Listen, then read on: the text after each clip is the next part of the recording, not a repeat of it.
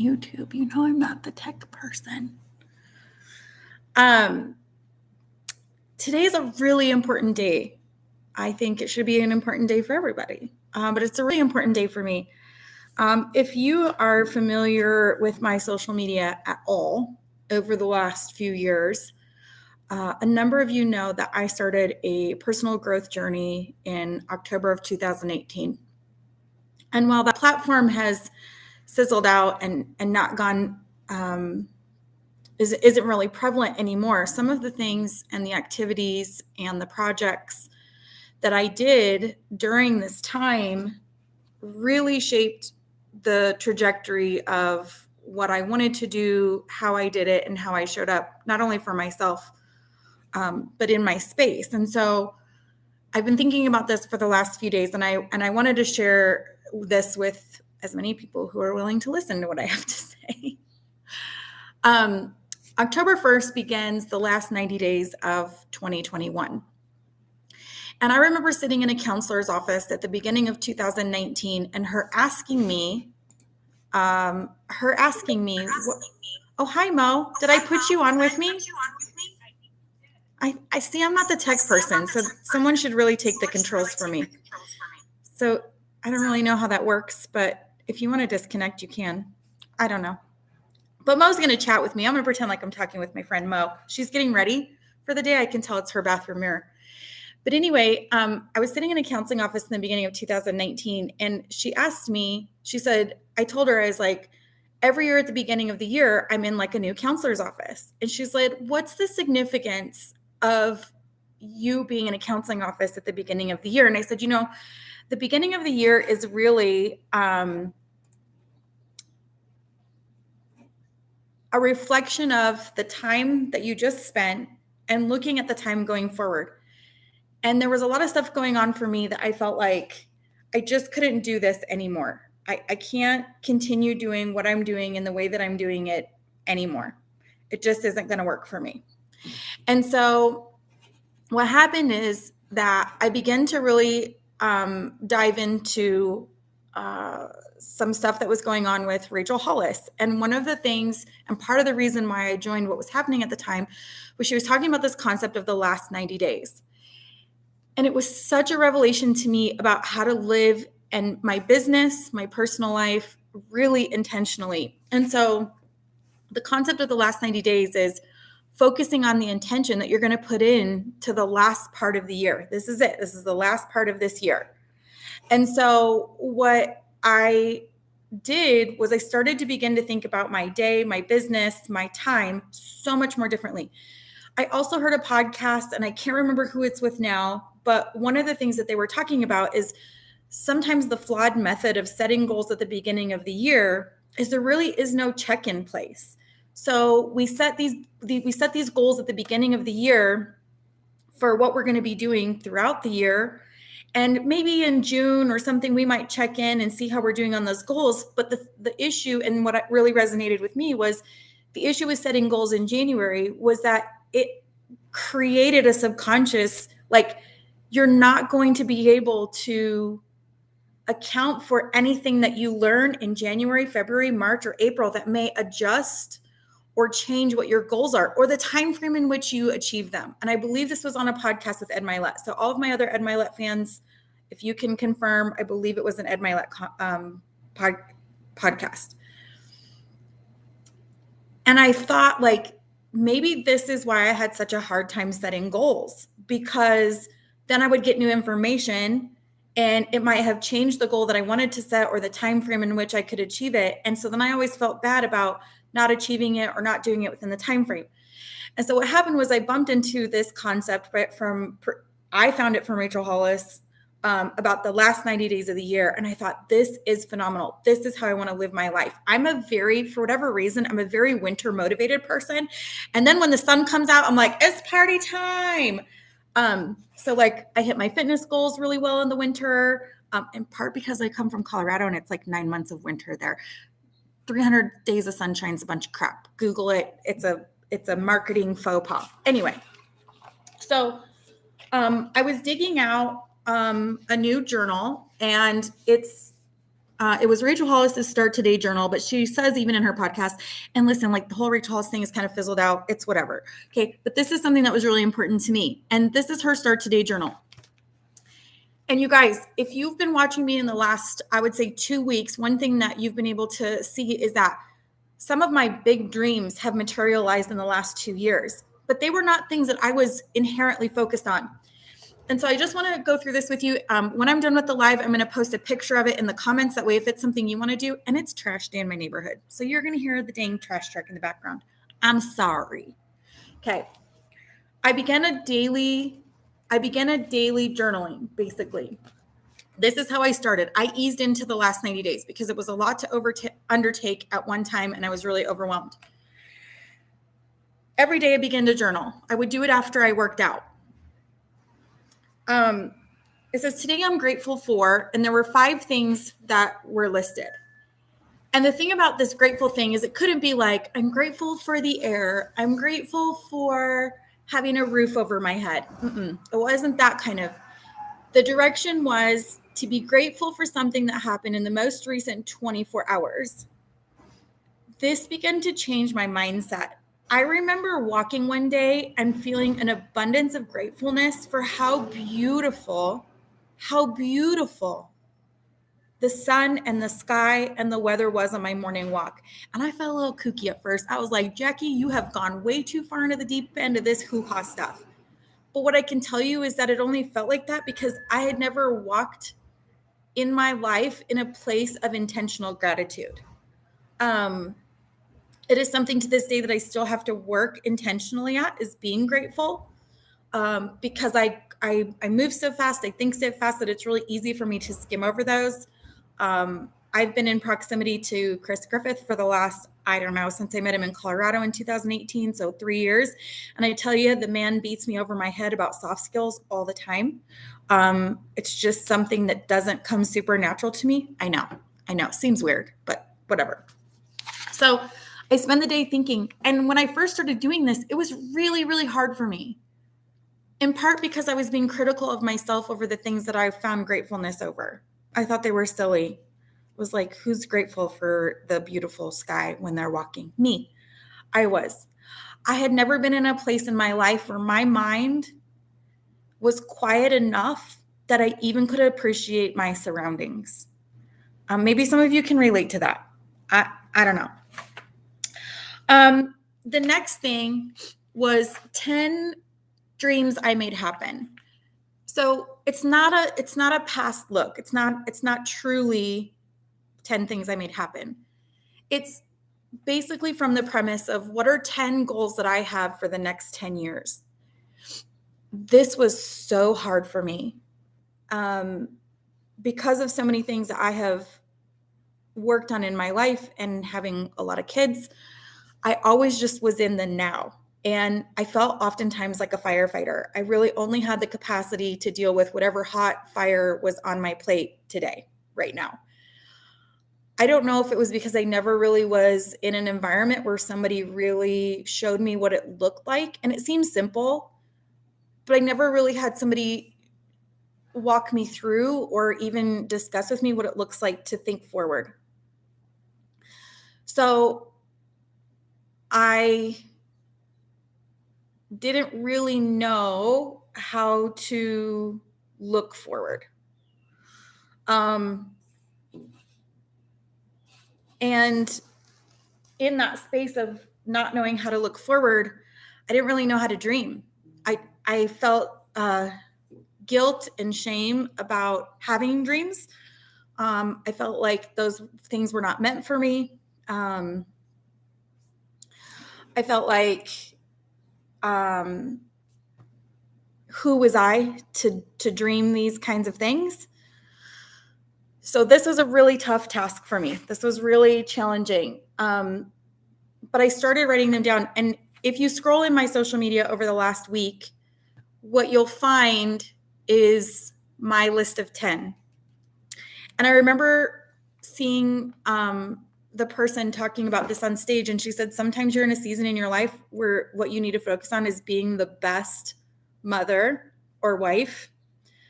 And I felt like I was in that season. I needed a season of healing myself and focusing on my kids and focusing on myself inside of a relationship, which really I had some stuff that I needed to heal personally for me. What happens is, and what I learned and what I've seen now over the 3 years that I've been practicing this is that when I write down every day or every other day, sometimes once a week, what my 10 goals for the next 10 years are, I think, or what was explained to me is that these then are like the seeds that get planted in your subconscious. The way that I see it is when you buy a new car or when you're looking at a new car, all of a sudden you start seeing that car everywhere. Like you've never noticed it before, but now all of a sudden you see that car everywhere. That's the power of the subconscious mind. So when you start writing down these goals, 10 goals in 10 years, your subconscious begins to notice and pick up information that'll move you towards those goals, even though you're maybe not actively seeking them. And the very last thing at the bottom is, and I somewhat am, I'll explain this, but it says, the goal I'm going to achieve first. And the way it was explained to me is you can only work on one thing at a time. Listen, I'm like undiagnosed ADD. I'm pretty sure. My mom has it. My mom's telling me like, you need to go. I can do a lot of things at once. And so for me, I felt like that statement alone was challenging to who I was as a person. But the concept is that another thing that I would do is spread myself too thin. So I would really need to pick one thing. And that was my primary focus. Could I work on the other things? Yes, I could work on the other things, but I really needed to have one primary focus. And so for those of you that have been with me, I say like those of you that have watched my social media over the last 3 years, you saw me in real time work through and share and be vulnerable about my personal journey and a lot of the things that I needed to heal about the teenage girl and what she carried with her as her value in the world and her worth in the world, which is why so much of this was so hard for me. And coming off a weekend where one of my 10 goals was materialized, something that I truly thought would never happen for me. I guess maybe it was one of those things that like, I really want, it's kind of like winning the lottery, right? Like I really want to win the lottery, but probably not going to happen. Like when you're at the counter buying the Powerball ticket and you're like, oh, you're planning all the things that you would do with it. But in the back of your head, you're like, well, the reality that I'm going to win is slim to nil, but it's fun to dream a little bit. And so last weekend, achieving one of those 10 goals was a really big realization that I had about 4 or 5 days before it actually happened. Like, holy crap, this is one of the things that I've been writing down. And because it wasn't the thing that I was focusing on, it almost didn't hit me that this was one of my big 10 in 10 dreams. So I want to invite you. I'm probably going to hop on a couple times over the next 90 days and talk about where I'm at in my 90 day. I am going to post a picture of this. You don't have to buy a journal. You can just, I think even Rachel said, I don't really follow her much anymore. Long story. You can Google it. But she always used to say, like, you don't have to have like a journal. You don't have to have a book. You can just grab a notebook. I am a notebook junkie. So I have literally almost at any time 5 to 7 notebooks. I recently got a Remarkable e-writing tablet. It's amazing because now I only have one notebook, but it has like 7 notebooks inside of it. I love the dang thing. My daughter she couldn't just kind of grasp the Remarkable. So she got an iPad. And so she actually does her calendaring and her journaling inside of her iPad. So if you have an iPad, it's something you can like take a picture of it or load the picture that I'm going to post. And I'd love to just to encourage you to, even if you only just do the 5 pieces of gratitude, it's such an interesting walk, especially if you're in a place where you just kind of feel like you're in a funk. Sometimes being a business owner, you can get in these funks. Like I'm coming off of a funk in my business. And now coming out of a really inspirational place at our industry event last weekend. And I am so motivated and power driven just because I have a lot of energy that I wanted to share with you guys. And I would love to see what you do in 90 days. And focusing on finishing strong for those of you that are runners, especially long distance runners. Sometimes it can feel like the year is about keeping the pace. I'm a softball player, so there's just something when you're running either second to home or a home run, there's just something that happens like as soon as your foot hits second base and you just pump into a power drive knowing you got to get home. And I think about the last 90 days as like rounding third base, knowing that the ball is coming into home plate and it's a race for the finish, me or the ball.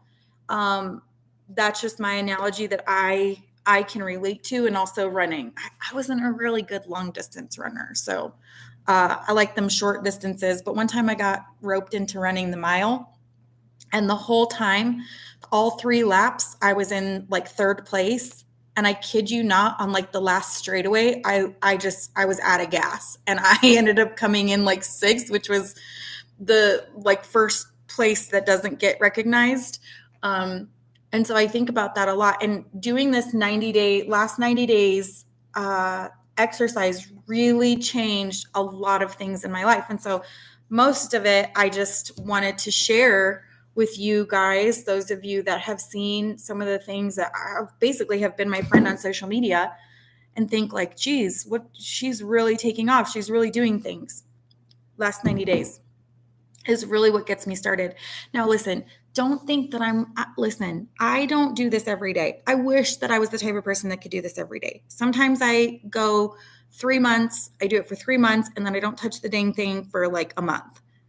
I actually haven't touched my journal since June. So it's been a minute because I moved and then my stuff was packed and I didn't have the foresight to leave my book out.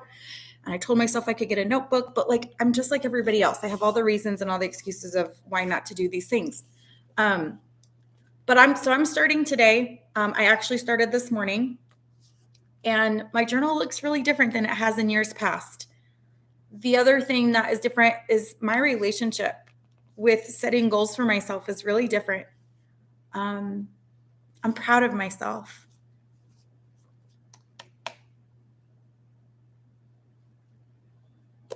I can look back and not feel shame and guilt for dreaming the big dreams and checking them off. And that's a new space for me. I didn't know it was going to get all emotional this morning. But I hope that you guys consider doing it, doing the last 90 days. It's a really awesome exercise. I'm doing this live on my processor training channel on YouTube as well. And you're probably wondering like, why? It's really easy as a processor to get caught up in the mundane and not have goals for yourself.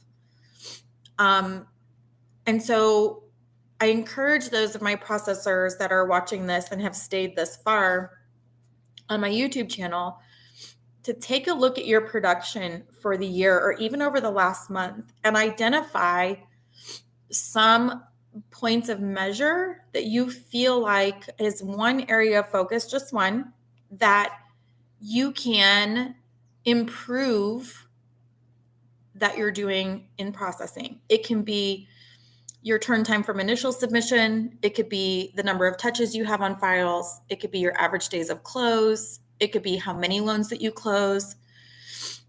There's a lot of identifiable markers within processing that you can look at and say, I want to get better in this area. And what happens when you get stuck in the mundane is there are no benchmarks. The benchmark is whatever I can get done in the 8 hours today, and how we change the way that we think sometimes in this space. The other thing about doing the last 90 days, if you're a business owner or a loan officer or anybody that works in any sort of sales or commission base, it is a fantastic time to look at what you've done in sales and commission over the previous 3 quarters. Are you where you are needing to be or wanting to be to close out the year for your annual sales or commission? If not, you got 90 days. You got 90 days to grind. You got 90 days to hustle to hit those numbers. But also, you can start looking at, okay, where have I been at the last 30 days, 60 days, 90 days? Where am I coming from? And what's that trajectory look like to start off for 2022? And if you are not coaching with Christine Beckwith at Vision 2020, which I do, I have been for a year, she has a phenomenal Blueprint for Success, which is a business plan. It is so easy. It is the second easiest business plan I've ever used as an entrepreneur and a business owner.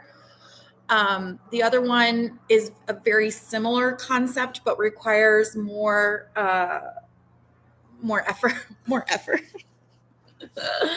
than Christine's Blueprint. So if you are not coaching with Christine Beckwith at Vision 2020, I would highly recommend it.